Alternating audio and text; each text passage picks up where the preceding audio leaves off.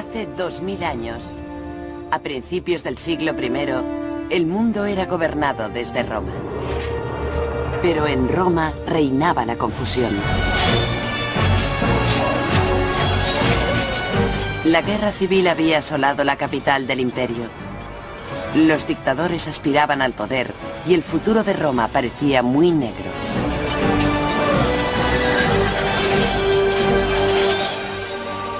Sin embargo, el Imperio Romano surgió del caos más fuerte y deslumbrante que nunca. En unos pocos años se extendió desde Britania por toda Europa hasta el sur de Egipto, desde el norte de África por todo el Mediterráneo hasta Oriente Medio. Abarcaba cientos de lenguas y religiones y cultivó estas culturas tan diversas en una tierra muy fértil, de la que surgió la civilización occidental. Roma se convirtió en la primera y más perdurable superpotencia, extendiéndose sobre siglos y continentes. Los días gloriosos de Roma estuvieron marcados por nombres que han llegado hasta nosotros a través de los milenios: Ovidio y Nerón, Séneca y Calígula. Pero la historia de Roma es más que la historia de unos hombres famosos. Millones de personajes menos conocidos interpretaron distintos acordes en la Sinfonía del Imperio. Hombres como el rico benefactor Eumaquia, Boadicea, la reina rebelde, e innumerables soldados y esclavos desconocidos, senadores y campesinos. Y por encima de todos ellos, un hombre, César Augusto. Este fue el emperador que marcó el tono de las asombrosas resonancias de Roma. Esta serie narra la historia de Augusto y su pueblo, los hombres y mujeres que impusieron el orden al caos, conformando el mayor imperio que el mundo haya visto jamás, y dando inicio al Imperio Romano en el siglo I.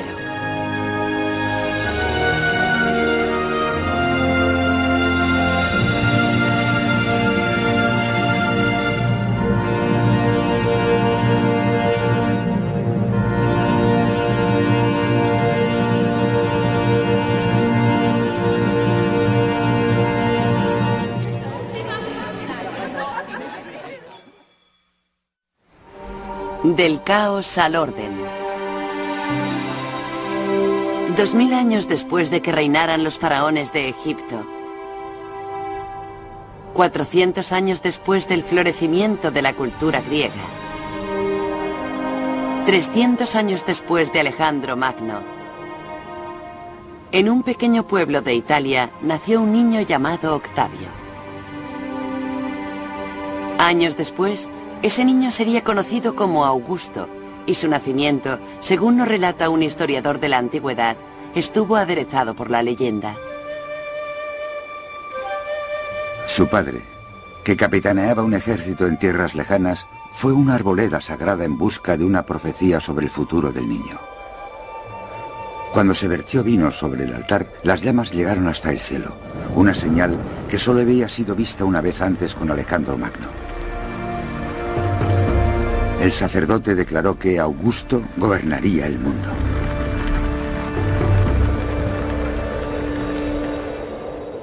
La historia nos la narra Suetonio, que la escribió a finales del siglo I. Basó su biografía en relatos de testigos presenciales, en rumores y en investigaciones que llevó a cabo como bibliotecario imperial. La verdad, escribe, es que el futuro del joven Augusto distaba mucho de ser grandioso. Era un muchacho enfermizo, con muy pocos contactos. Su familia era gente del campo. Su padre fue el primero de su linaje en entrar en el Senado.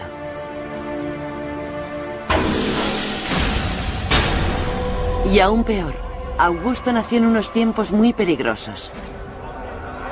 La guerra civil era una herida abierta desde hacía décadas. Los nobles enemistados, muchos de ellos controlando poderosos ejércitos, luchaban para conseguir el poder para sí mismos. Y con frecuencia, las tradiciones romanas de un gobierno popular eran pisoteadas. Así como también los ciudadanos inocentes.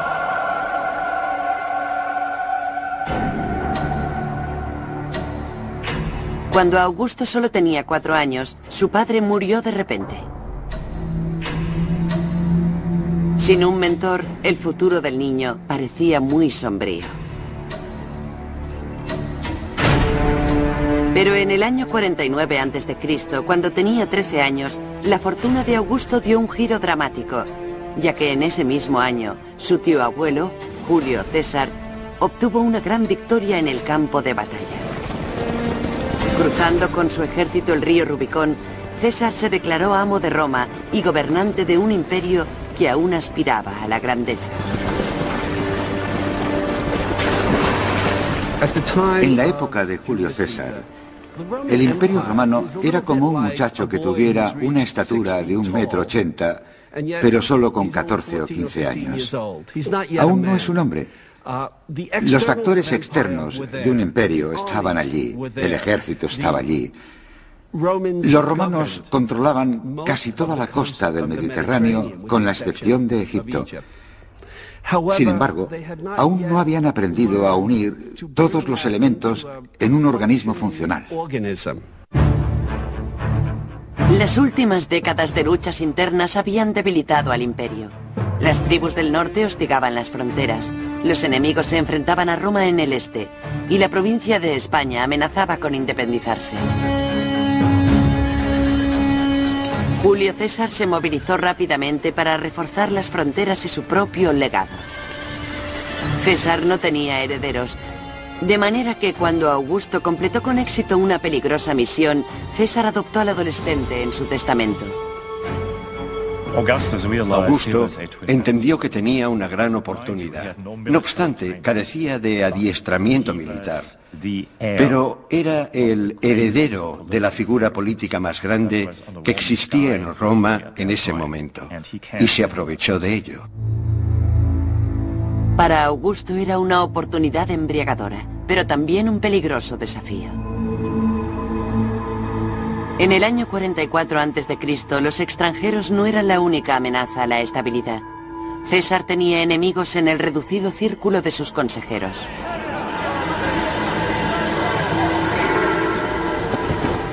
Asesinaron a César en una reunión del Senado. Por segunda vez en su vida, Augusto perdía a un padre. Pero en ese momento, a punto de convertirse en hombre, se lanzó al torbellino de la política romana.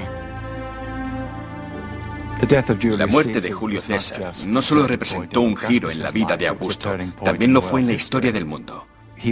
Era extremadamente joven, solo tenía 19 años. Pero cuando supo que era el heredero de César, inmediatamente asumió el legado político de este y entró en la corriente de la política romana. No vaciló al intentar vengar a su padre. Pero eso, por supuesto, implicaba salir al escenario político, crear un ejército e inmediatamente emerger en la lucha por el poder político supremo en Roma. Desplegó una gran brutalidad contra los prisioneros enemigos. En una ocasión, cuando un padre y su hijo suplicaban por su vida, ordenó que la suerte decidiera quién iba a ser ejecutado. El padre se ofreció voluntario y fue ejecutado. Debido a ello, el hijo se suicidó. Augusto observó cómo morían los dos. Suetonio describe la crisis como un juicio por fuego y Augusto no vaciló en ningún momento. Formó una estratégica alianza con Marco Antonio, un poderoso general que también quería el poder supremo. Juntos masacraron a sus enemigos en la capital. Luego persiguieron a sus rivales hasta las costas de Grecia, donde pelearon y ganaron 2 de las batallas más sangrientas de la historia de Roma. Cuando terminó la carnicería, el imperio era suyo. Augusto y Marco Antonio se dividieron el botín.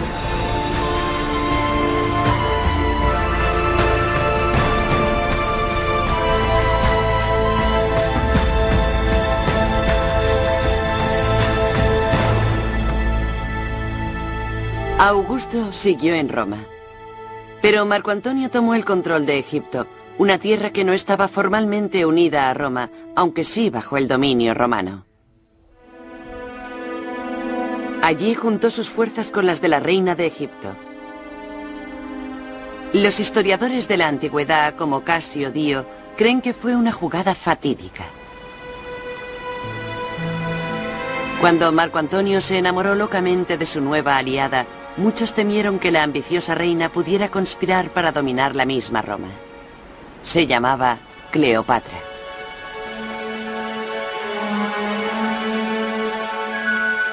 El descarado deseo de pasión y riqueza de Cleopatra era insaciable. Por amor, se había proclamado reina de Egipto, pero fracasó en su objetivo de ser la reina de los romanos.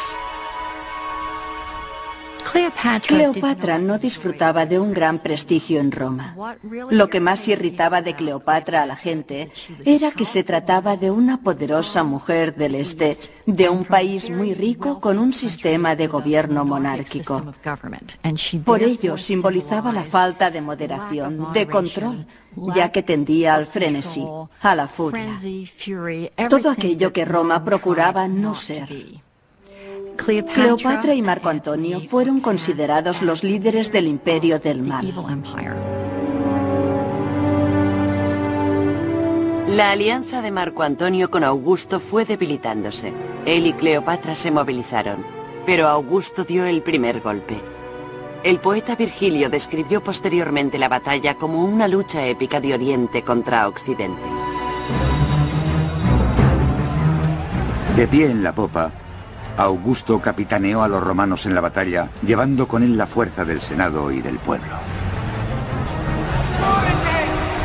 Frente a él, con su bárbara riqueza, se encontraba Marco Antonio, preparado para la batalla. Llevaba con él los poderes de Oriente y, para escándalo de todos, su esposa egipcia. Sus monstruosas divinidades levantaron las armas contra nuestros dioses romanos.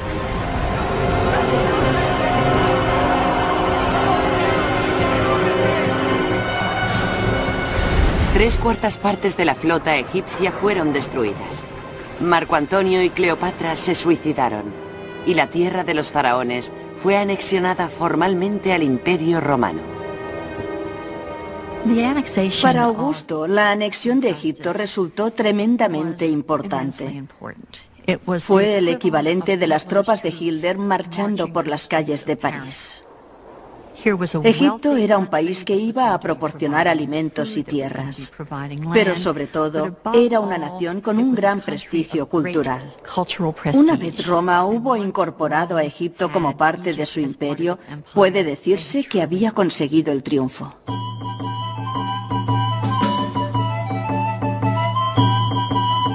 No hay nada que los hombres puedan desear de los dioses.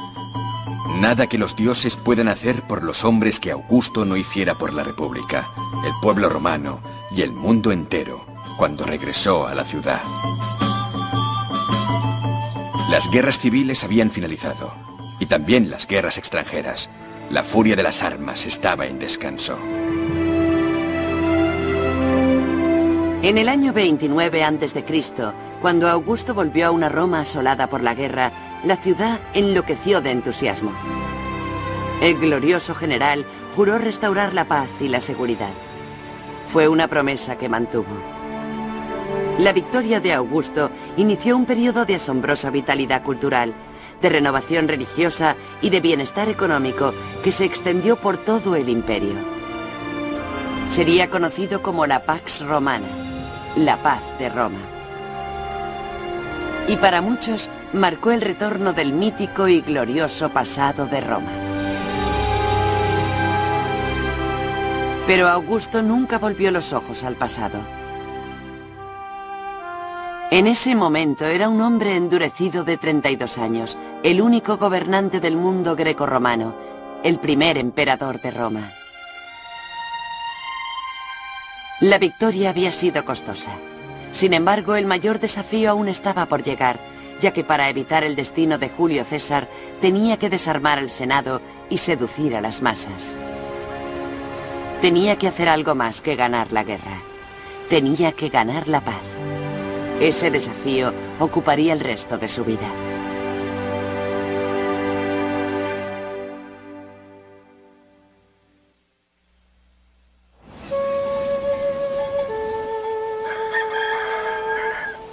Dejadme dar un paso hacia adelante, aclararme la garganta y anunciar que soy natural de Sulmo, a pocos días de viaje al este de Roma. Mientras Augusto se abría camino para alcanzar la cima del poder, un muchacho llamado Ovidio llegaba a la mayoría de edad en unas circunstancias mucho menos exigentes.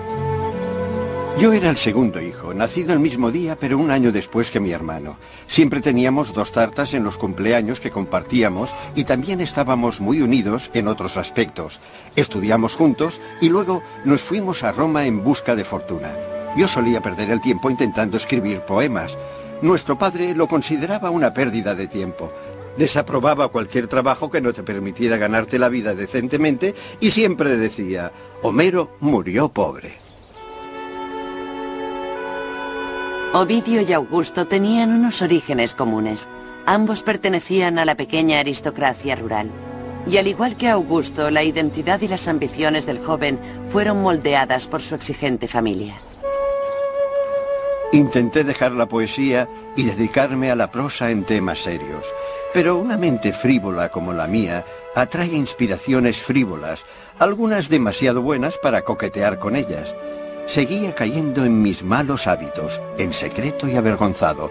No podía evitarlo. Si se trataba de temas serios, me sentía como un impostor, pero le debía a mi padre y a mi hermano cumplir con mi deber.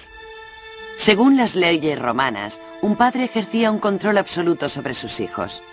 Los que le ofendían podían ser desheredados, vendidos como esclavos e incluso asesinados. El joven Ovidio intentó satisfacer las esperanzas de su padre. Se casó, estudió leyes, pero la presión era insoportable. Triste, Ovidio y un amigo iniciaron un viaje para encontrarse a sí mismos. Viajamos por todas las magníficas ciudades de Asia. Observamos cómo las llamas del Etna iluminaban el cielo. Surcamos las aguas con un barco pintado y también viajamos en carreta. Con frecuencia, el camino parecía muy corto, ya que estábamos inmersos en nuestras conversaciones. Cuando caminábamos, las palabras superaban a los pasos. Teníamos demasiado que decir, incluso para las largas veladas del verano. 18 meses después, Ovidio se estableció en Roma, más maduro y con mayor confianza en sí mismo. Decidió ser poeta. Cultivó nuevos amigos en los círculos literarios de Roma. Muy pronto, Ovidio se había hecho un nombre como el poeta supremo de los besos robados de Roma. ¿Tu marido asistirá a esta cena? Espero que sea tragante con la comida.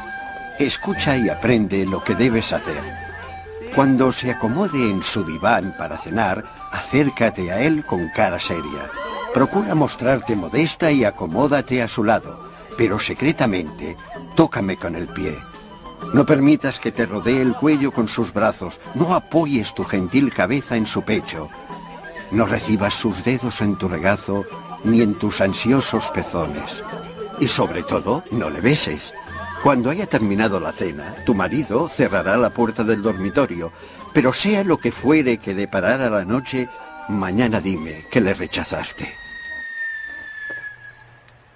Es un error pensar que la poesía de Ovidio puede ser leída literalmente en términos autobiográficos. Creo que eso no sería justo con ningún poema de la antigüedad. Pero al mismo tiempo, Ovidio escribe sobre temas de los que ya tenía alguna experiencia. Y sin duda, con sus poemas de amor, abrió la puerta a un mundo que era muy diferente, en tono y calidad, al del ambiente oficial.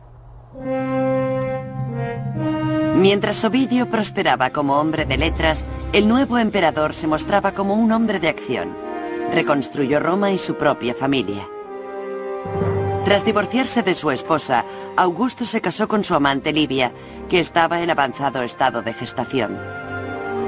La jugada causó una gran sorpresa y puso los pelos de punta a más de uno, ya que el amor no era el único motivo. Y a pesar de que Augusto esquivaba las trampas del poder absoluto, muchos sospechaban que quería establecer una dinastía, una línea de herederos que gobernara Roma durante generaciones. Augusto sabía que era un movimiento peligroso, que Julio César había sido asesinado por parecer un rey. Augusto no iba a cometer el mismo error. Renunció al poder absoluto y estableció un delicado equilibrio entre la realidad y la ficción.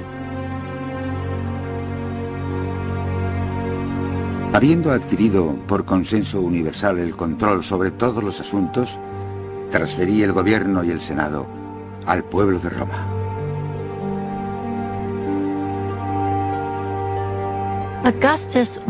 Augusto era un líder político muy cauto, porque pretendió restaurar las tradiciones políticas de la República, cuando, en realidad, estaba gobernando según las normas de una auténtica monarquía dinástica.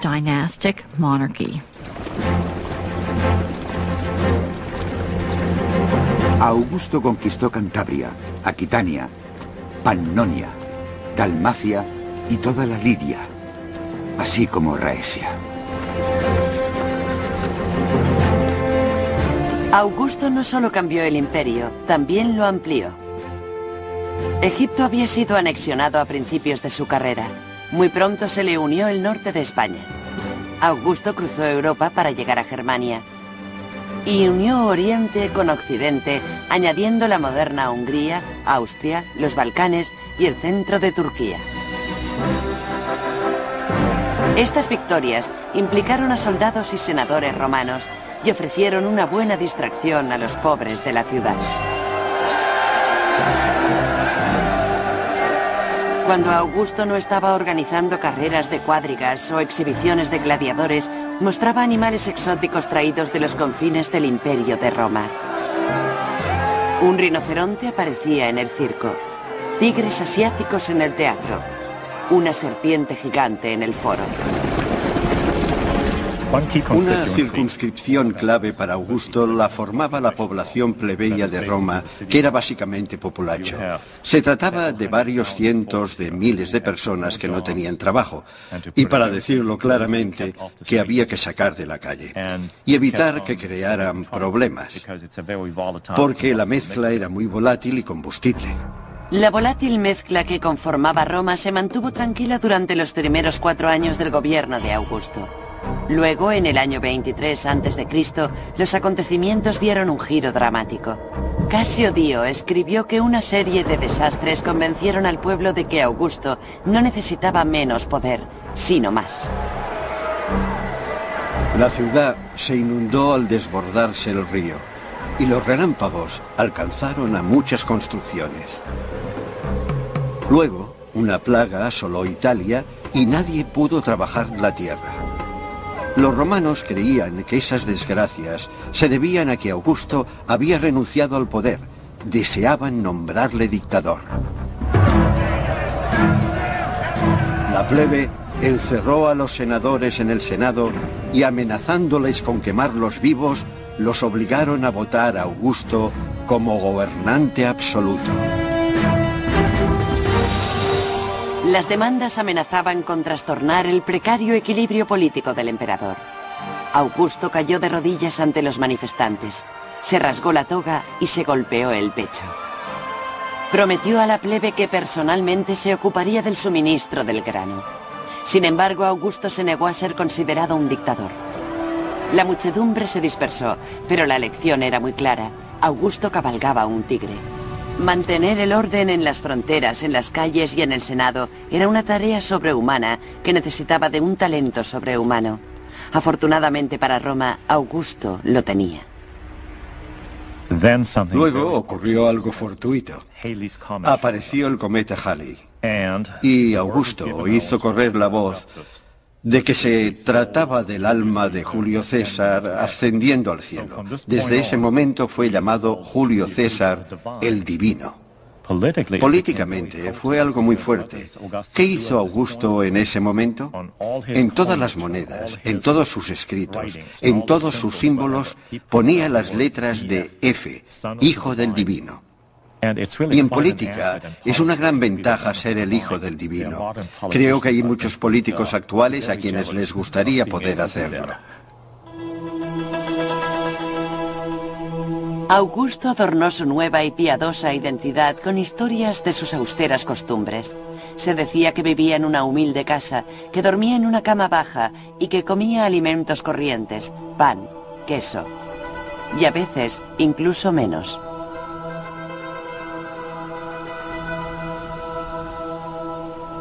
Mi querido Tiberio, ni siquiera un judío observa el ayuno del sábado tan rigurosamente como yo lo he hecho hoy. No he tomado nada hasta las primeras horas de la tarde, cuando comí 2 bocados antes del masaje.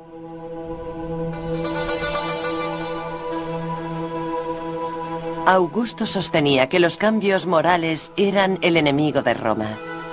Pensaba que su futuro dependía de su pasado mediante la restauración de valores que él creía que habían hecho grande a Roma en un principio.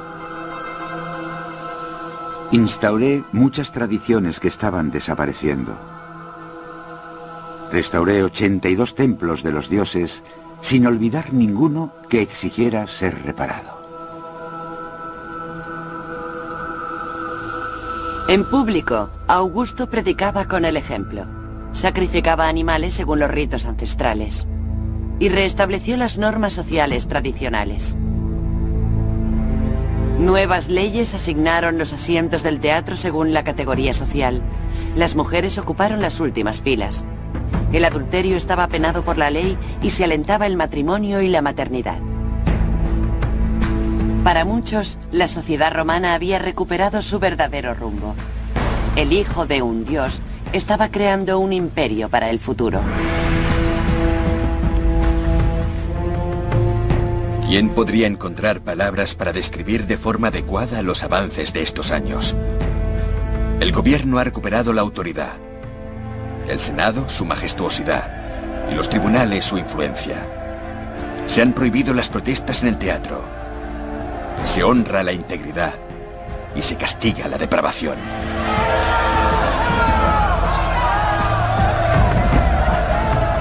Pero entre los aplausos también había gritos de protesta. El nuevo tradicionalismo del emperador molestaba a amigos y enemigos por igual. Incluso molestaba a su hija Julia, durante mucho tiempo un peón de la política familiar. Julia supuso que estaba exenta de las estrictas normas de su padre. Estaba equivocada. Y en los años siguientes, Augusto, el hijo de un dios, tuvo que enfrentarse a Augusto, el padre.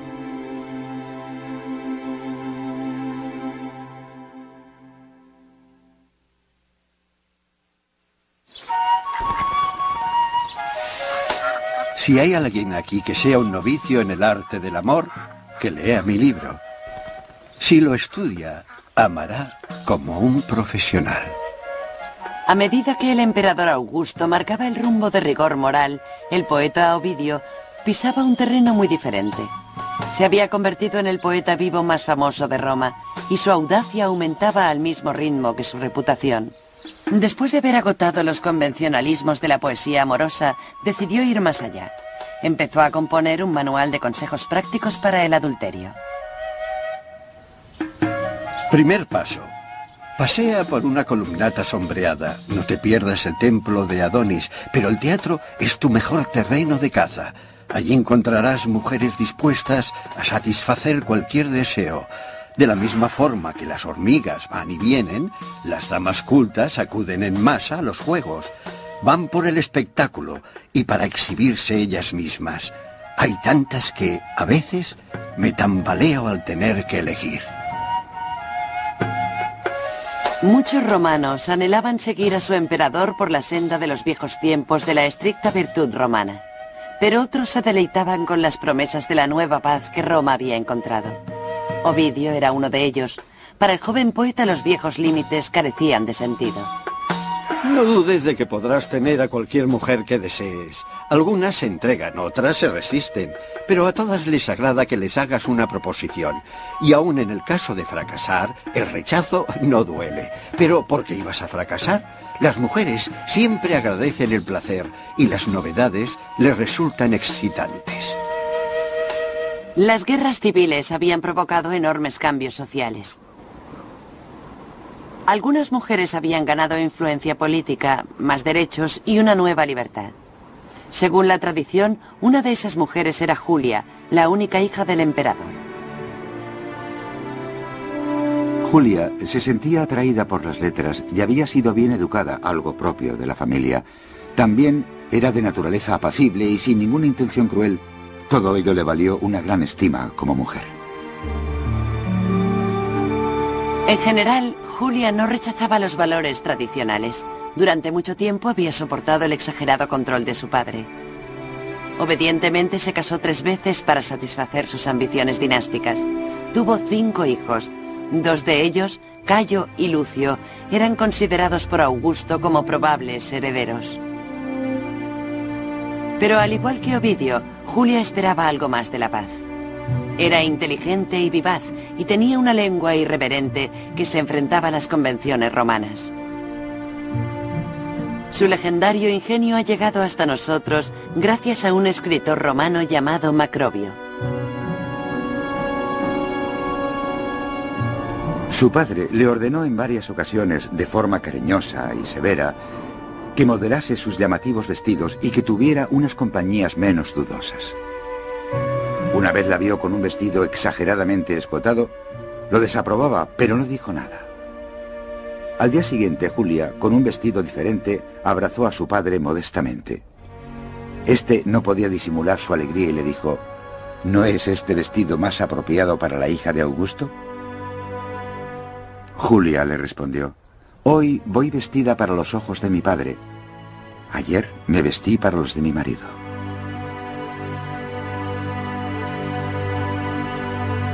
Pero aparentemente los encantos de Julia no solo estaban reservados para su marido. La hija del emperador tuvo muchos amantes. Sus escarceos amorosos eran tan conocidos que la gente se sorprendía cuando sus hijos se parecían a su segundo marido, quien era el padre de sus 5 hijos, pero ella ingeniosamente replicaba: bien, eso se debe a que nunca acepta un pasajero a menos que vaya cargada, lo que significaba que esperaba estar embarazada antes de iniciar sus aventuras, demostrando lo preocupada que estaba por proteger los lazos de sangre de sus hijos. Julia, al igual que Ovidio, es un testimonio de su época, pero no representaban a la mayoría de los romanos. La vida que ellos dos simbolizaban escandalizaba hasta la médula a la sociedad tradicional, y cuando Julia cumplió 38 años, se desató la crisis. En ese año estalló el escándalo en la propia casa del emperador. Es vergonzoso hablar de ello, y horrible recordarlo. Un soldado romano expresó su profunda repugnancia por los extraordinarios excesos de Julia. Julia, ignorando a su padre Augusto, hizo todo lo que debería avergonzar a una mujer. No sé si por extravagancia o por lujuria. Alardeaba de sus pecados como si fueran sus virtudes, y reafirmaba su libertad, ignorando las leyes de la decencia. La conducta de Julia desencadenó una crisis política a gran escala, que se vio marcada por exageradas afirmaciones.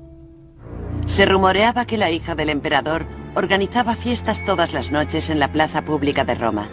Se decía que otorgaba sus favores sexuales en el podio desde donde su padre se dirigía al pueblo. Cuando los rumores llegaron a Augusto, el emperador reaccionó violentamente. Se negó a recibir visitas. Según Suetonio, al salir de sus aposentos, denunció públicamente a su única hija. Escribió una carta advirtiendo al Senado de su mala conducta, pero no estuvo presente cuando se leyó. Se encerró por vergüenza e incluso consideró la pena de muerte para su hija. Su obstinación aún fue mayor cuando el pueblo romano fue a verle varias veces, implorando en su nombre. Maldijo a la multitud, deseándoles que tuvieran tales hijas o esposas. Como padre, Augusto no podía aceptar la conducta de Julia.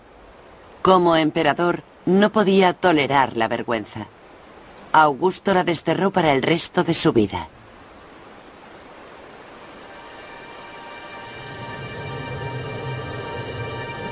Iba a omitir las formas en las que una muchacha inteligente puede eludir a su marido o a un guardia vigilante. Pero ya que necesitas ayuda, este es mi consejo. Poco después del exilio de Julia, Ovidio hizo público su salaz poema. No podía haber elegido peor momento. Por supuesto, un guardia se interpone en tu camino, pero aún puedes escribir. Compón cartas de amor cuando estés sola en el baño y envíalas por medio de una cómplice. Ella puede ocultarlas junto a su cálida carne, bajo su vestido o ponerlas bajo el pie. Si tu guardián se enterara de ello, ella puede ofrecer su piel como papel y llevar notas escritas en su cuerpo. Los poemas de Ovidio alababan la conducta por la que había sido desterrada la hija del emperador. Y su destino era como una advertencia. Por el momento el emperador permaneció mudo con relación al rebelde con más talento de Roma. Ovidio pasó a escribir poemas menos provocativos. Volvió a casarse y desde entonces apreció mucho más la discreción. Disfruta los placeres prohibidos en el lugar apropiado. Pero cuando te vistas, no olvides la máscara del decoro. Una cara inocente oculta más que una lengua mentirosa. Ovidio había sido advertido. La orden de Augusto establecía normas de decoro, y Ovidio las había puesto a prueba al máximo.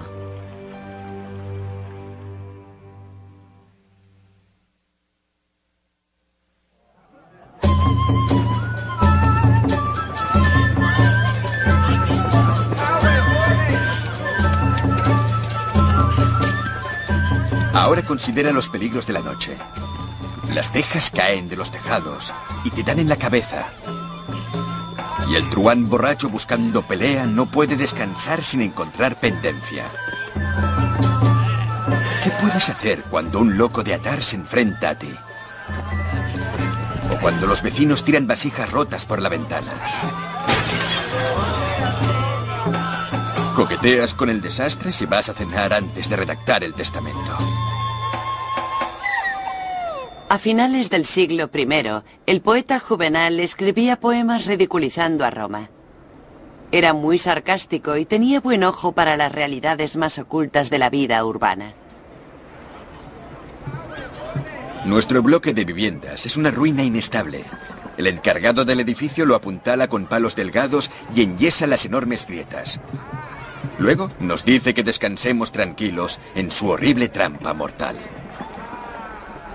No creo que nuestra idea de Roma concuerde con la realidad de la Roma cotidiana de la época, porque lo que queda hoy son los grandes edificios públicos, no las miserables casuchas sin cañería y sin unas condiciones sanitarias aceptables en las que vivía la gente normal. Esa es, precisamente, la razón de que la élite prefiriera retirarse a las colinas, construyendo allí sus villas, alejados del ruido, del hedor y de la multitud de gente que se apretujaba.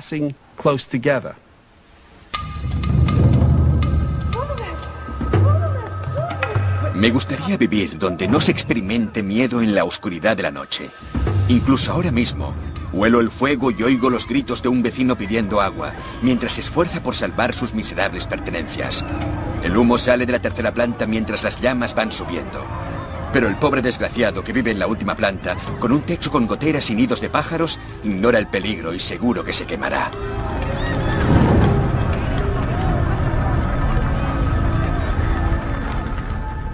En el año 4, en el Palacio Imperial, el emperador Augusto tampoco dormía. Pero no por miedo al fuego. Convertido en un anciano de 66 años, Augusto había perdido casi todo su vigor juvenil. Había perdido la visión del ojo izquierdo. Le quedaban pocos dientes, muy separados y gastados. Sus cabellos eran pocos y amarillentos. Tenía la piel irritada de tanto rascarse y llena de rasguños. Estaba tan reseca que parecía un tiñoso.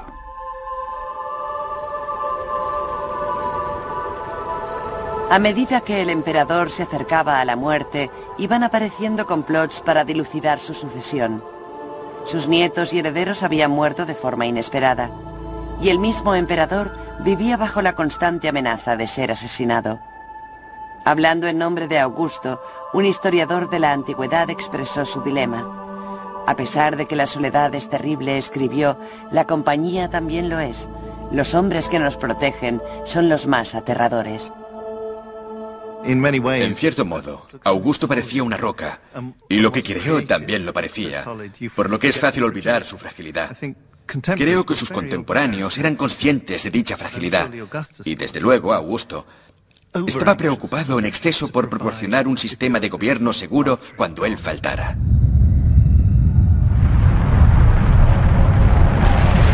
En aquellos momentos hubo unos terremotos extraordinariamente fuertes.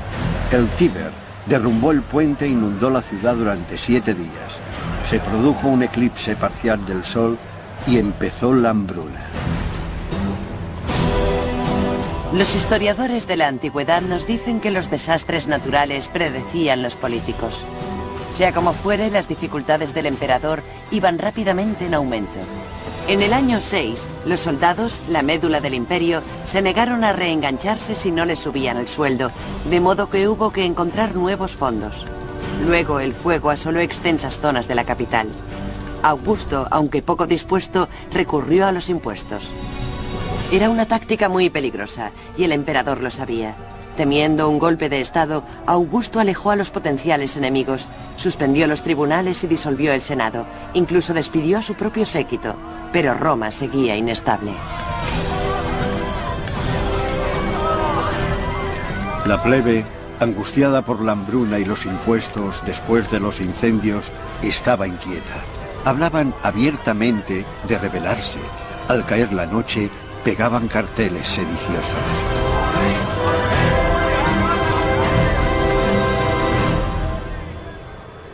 La crisis pasó. Pero muy pronto, un nuevo y aún peor desastre golpeó al envejecido Augusto. Empezó en Germania, tierra de tribus ferozmente independientes y a los ojos de los romanos, de bárbaros. La región había sido recientemente conquistada y las costumbres romanas iban arraigando, o eso creían.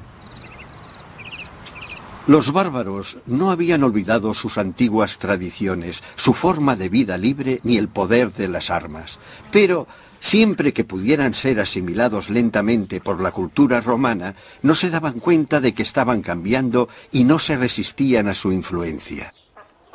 Sin embargo, esa pacífica evolución llegó a su término en el año 9, el año en que un arrogante y joven general llamado Quintilio Varo se convirtió en el comandante del ejército del Rin y trató a la provincia con mano de hierro. Obligó a los bárbaros a cambios más drásticos y, entre otras cosas, los trataba como si fueran esclavos de Roma y les exigía dinero como si fueran sus súbditos. Varo calculó terriblemente mal el grado del control romano que debía ejercer y no supo juzgar la sumisión germana. Un influyente caudillo germano organizó una revuelta a gran escala y atrajo a las tropas de Varo a una trampa, en un terreno desconocido para este.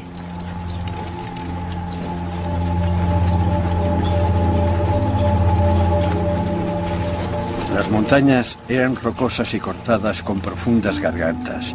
Había muchos árboles altísimos, por lo que a los romanos les resultaba muy difícil avanzar.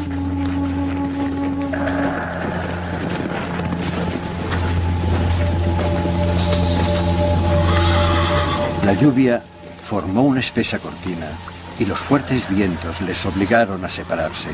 Alrededor de los troncos y las raíces de los árboles, el terreno era resbaladizo. Mientras los romanos se enfrentaban a esos problemas, los bárbaros les rodearon. Salieron de todas partes. Primero, lanzaron proyectiles desde lejos. Pero luego, ya que nadie respondía y eran muchos los heridos, los bárbaros fueron acercándose y los romanos no pudieron defenderse.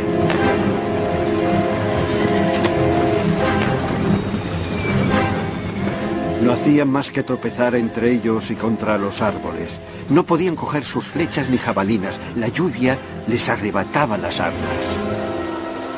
Incluso sus mojados escudos eran inútiles. Y así, todos los hombres y todos los caballos fueron masacrados. 3 legiones fueron aniquiladas, la 10ª parte del ejército de Roma. Augusto, informa su biógrafo, estaba traumatizado. Dicen que estaba tan trastornado que durante varios meses se dejó crecer los cabellos y la barba. Y a veces golpeaba la cabeza contra las puertas y gritaba: «Quintilio Varo, devuélveme mis legiones».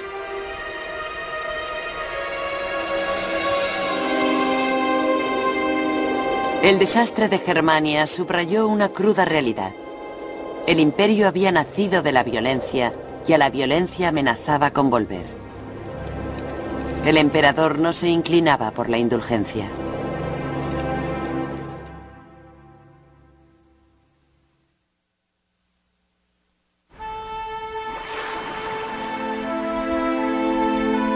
Créeme, el placer del clímax del amor no debe precipitarse, sino saborearse.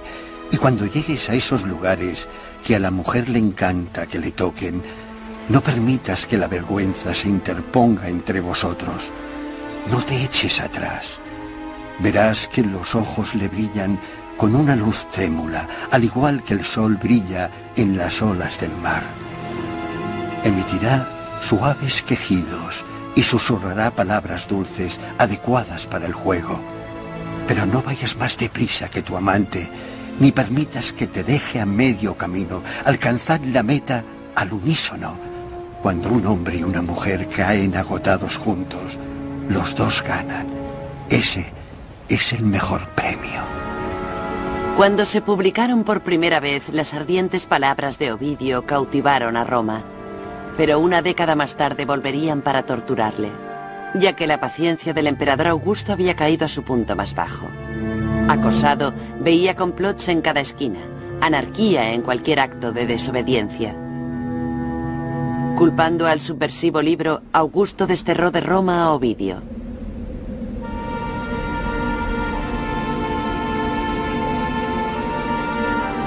Hola, ¿estás ahí? Si es así, sé complaciente con estos versos míos. No provienen de mi jardín ni del viejo diván en el que solía recostarme. Quienquiera que seas y cualquiera que sea el salón, el dormitorio o el estudio en el que te encuentres, los he escrito en la cubierta, apoyado sobre la borda.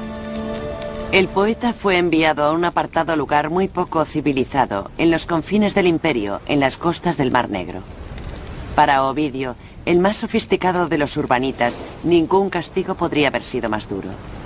Su picaresco aplomo se derrumbó convirtiéndose en angustia.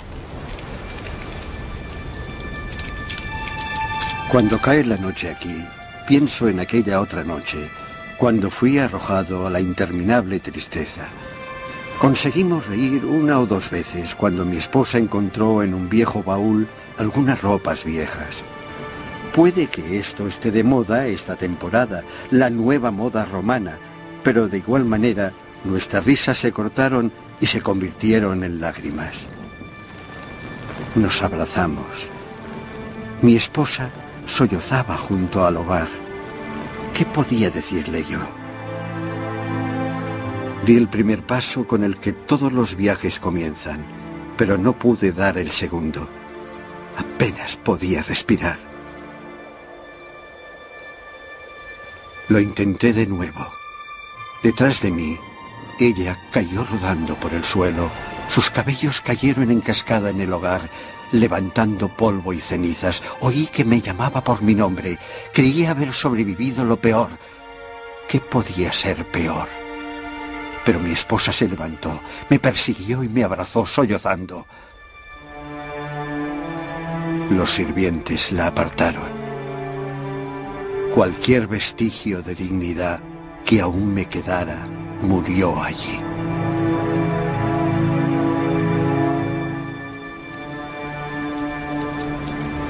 Ovidio estaba seguro de que su talento le llevaría de nuevo a casa. Escribía constantemente y mientras esperaba buscó refugio en una remota ciudad fronteriza. Cuando desciende la temperatura, escribió Ovidio, el vino se congela en las vasijas, el río en las orillas. Jinetes hostiles cruzando la nieve sonaban estrepitosamente, saqueando y matando. Es una vida brutal, escribió Ovidio desde su exilio, una cara del imperio que pocos romanos han visto. Fuera de estas endebles paredes no hay seguridad, y en su interior apenas es mejor. Los bárbaros ocupan la mayoría de las casas. Incluso si no les temes, desprecia sus largos cabellos y sus ropajes de pieles de animales. Siempre hablan en su lengua. Tengo que comunicarme por medio de gestos. Nadie me entiende. Y los estúpidos campesinos insultan mis palabras latinas, me provocan y se mofan de mi exilio. Escribir para este público, se quejaba Ovidio, era como danzar en la oscuridad. Con el paso de los años, Ovidio se fue marchitando, convirtiéndose en un huesudo anciano. Estaba enfermo. El arrepentimiento sustituyó su anterior jactancia. Me arrepiento, me arrepiento. Si se puede creer a alguien tan desdichado como yo, me arrepiento. Me torturan mis obras. Sin embargo, Ovidio nunca recibió respuesta a sus súplicas y nunca fue perdonado. A medida que se acercaba la muerte, se resignó tristemente a su destino. Mírame. Añoro mi patria, mi hogar y a ti. He perdido todo lo que una vez tuve, pero aún me queda mi talento. Los emperadores no tienen jurisdicción sobre él. Mi fama me sobrevivirá, incluso después de muerto. Y mientras Roma domine el mundo, la gente me leerá. 9 años después de su exilio, Ovidio murió. Vivió más tiempo que Augusto, pero se había doblegado a la voluntad del emperador. Al principio de su vida pública, Augusto había ganado las guerras que había sostenido Roma. Al final ganó la paz. Y hombres como Ovidio pagaron el precio. En los años venideros, cuando hombres más perversos gobernaron Roma, ese precio aún sería más alto.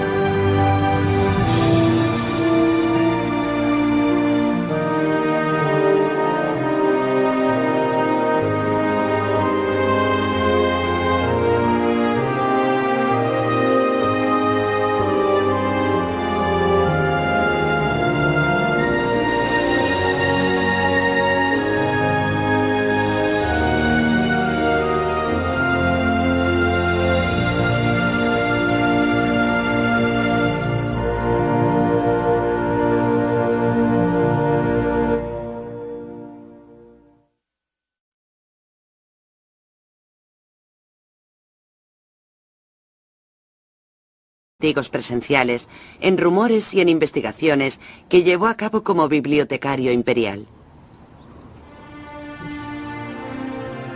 La verdad, escribe, es que el futuro del joven Augusto distaba mucho de ser grandioso. Era un muchacho enfermizo, con muy pocos contactos. Su familia era gente del campo. Su padre fue el primero de su linaje en entrar en el Senado.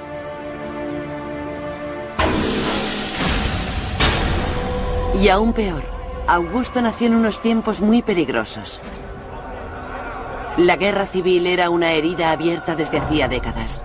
Los nobles enemistados, muchos de ellos controlando poderosos ejércitos, luchaban para conseguir el poder para sí mismos. Y con frecuencia, las tradiciones romanas de un gobierno popular eran pisoteadas. Así como también los ciudadanos inocentes.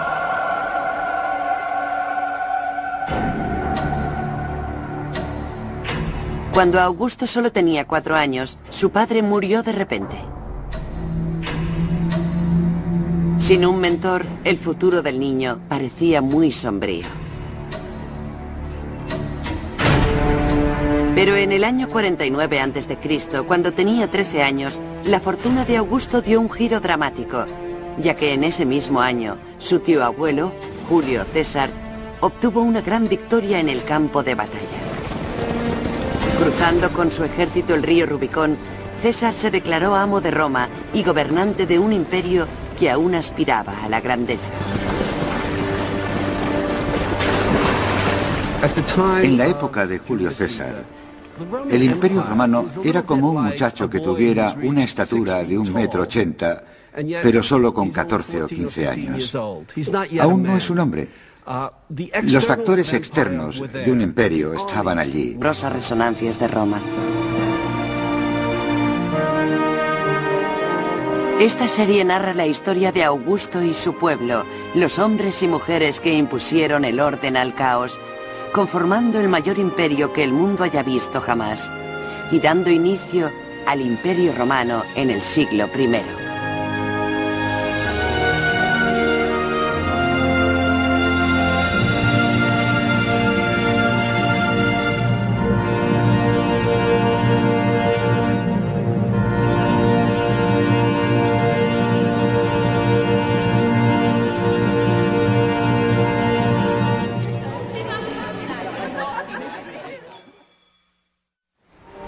Del caos al orden. 2000 años después de que reinaran los faraones de Egipto. 400 años después del florecimiento de la cultura griega. 300 años después de Alejandro Magno. En un pequeño pueblo de Italia nació un niño llamado Octavio. Años después, ese niño sería conocido como Augusto, y su nacimiento, según nos relata un historiador de la antigüedad, estuvo aderezado por la leyenda. Su padre, que capitaneaba un ejército en tierras lejanas, fue una arboleda sagrada en busca de una profecía sobre el futuro del niño. Cuando se vertió vino sobre el altar, las llamas llegaron hasta el cielo, una señal que solo había sido vista una vez antes con Alejandro Magno. El sacerdote declaró que Augusto gobernaría el mundo.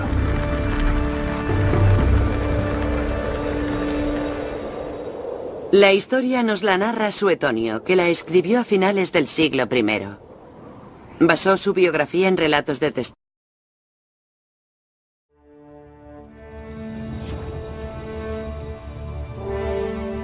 Hace 2000 años, a principios del siglo I, el mundo era gobernado desde Roma.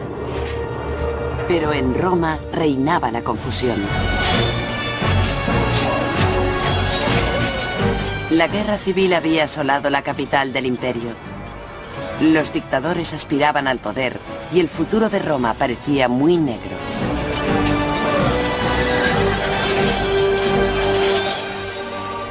Sin embargo, el Imperio Romano surgió del caos más fuerte y deslumbrante que nunca. En unos pocos años se extendió desde Britania por toda Europa hasta el sur de Egipto, desde el norte de África por todo el Mediterráneo hasta Oriente Medio. Abarcaba cientos de lenguas y religiones y cultivó estas culturas tan diversas en una tierra muy fértil, de la que surgió la civilización occidental. Roma se convirtió en la primera y más perdurable superpotencia, extendiéndose sobre siglos y continentes. Los días gloriosos de Roma estuvieron marcados por nombres que han llegado hasta nosotros a través de los milenios: Ovidio y Nerón, Séneca y Calígula. Pero la historia de Roma es más que la historia de unos hombres famosos.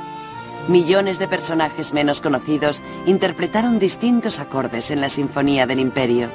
Hombres como el rico benefactor Eumaquia, Boadicea, la reina rebelde, e innumerables soldados y esclavos desconocidos, senadores y campesinos. Y por encima de todos ellos, un hombre, César Augusto. Este fue el emperador que marcó el tono de las asombros. El ejército estaba allí. Los romanos controlaban casi toda la costa del Mediterráneo, con la excepción de Egipto. Sin embargo, aún no habían aprendido a unir todos los elementos en un organismo funcional.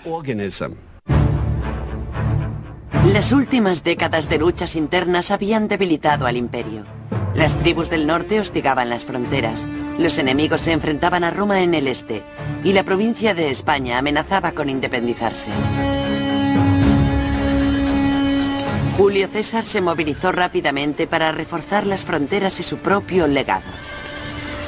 César no tenía herederos, de manera que cuando Augusto completó con éxito una peligrosa misión, César adoptó al adolescente en su testamento. Augusto entendió que tenía una gran oportunidad. No obstante, carecía de adiestramiento militar, pero era el heredero de la figura política más grande que existía en Roma en ese momento, y se aprovechó de ello. Para Augusto era una oportunidad embriagadora, pero también un peligroso desafío. En el año 44 a.C., los extranjeros no eran la única amenaza a la estabilidad. César tenía enemigos en el reducido círculo de sus consejeros.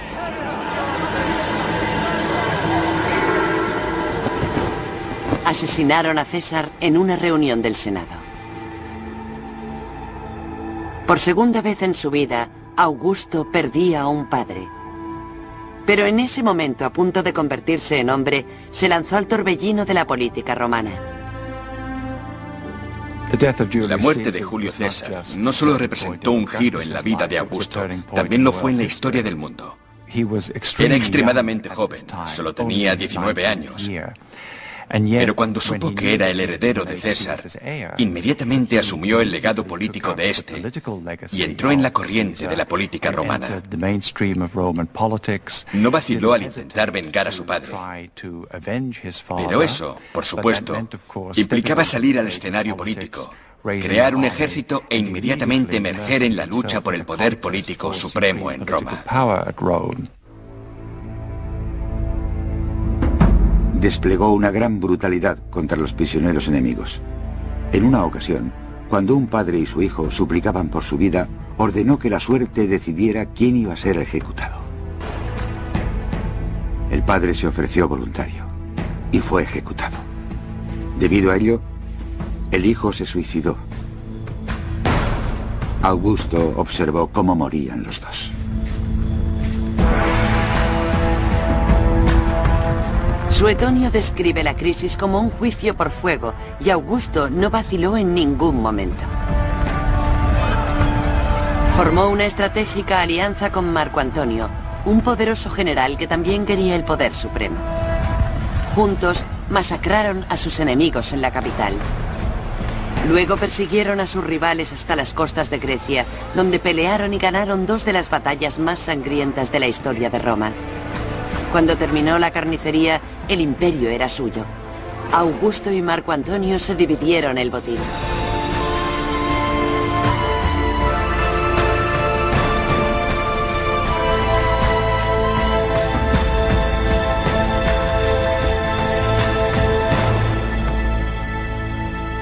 Augusto siguió en Roma. Pero Marco Antonio tomó el control de Egipto, una tierra que no estaba formalmente unida a Roma, aunque sí bajo el dominio romano. Allí juntó sus fuerzas con las de la reina de Egipto.